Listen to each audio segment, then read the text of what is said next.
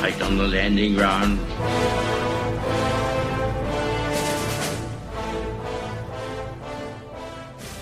Thank you for joining us. You are listening to A Radio, and this is the Morning Moment.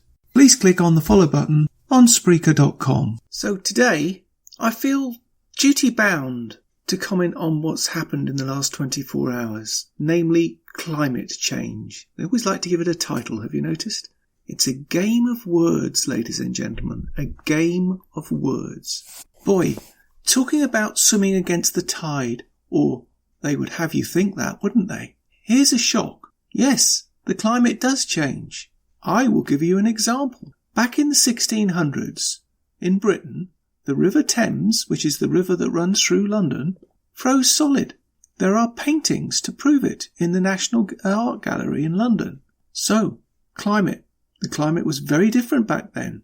So was that human activity responsible for that? They don't ask that question, and they don't answer it either. Do you notice that? If you go back even further in time, certainly in the UK, but I'm sure there's evidence elsewhere in the world that the following was true. They excavated ruins to prove harbours or shorelines of small harbours where boats were loaded and unloaded were much further inland. So was that a myth? If not, those harbours would be in fact under fathoms of water out to sea, rather than the other way round, high and dry. And there's proof of that everywhere in the world. The real reason behind this pressure is the UN to take control of all of us. Now, I have mentioned this on numerous occasions, and there are colleagues of mine on podcasts broadcasting now explaining what's going on, but I've been saying this for some time, and I'm not the only one. It sounds fantastic, almost surreal, but just take a look at Agenda 21 and Agenda 2030. I urge you to do this. In all reality, please do it. If you have any doubts at all, go to my website and you will see what their goals really are. I have links on there to Agenda 2030 and Agenda 21, and I have done podcasts on this subject with links to people who are experts, not just scientists, experts in climate, who explain it's all a hoax. Do you want someone really in some ivory tower telling you what you can wear, where you can live, how you can do or not do, how you can eat something or not eat something? This is not fiction, ladies and gentlemen. This is what's going to happen. Please go to these links, read them. They've even gone to the extent of putting out the same propaganda in a format more suitable for children, and I've done a podcast on that.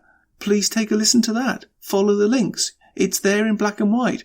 Please read these documents. It's not my words, it's theirs.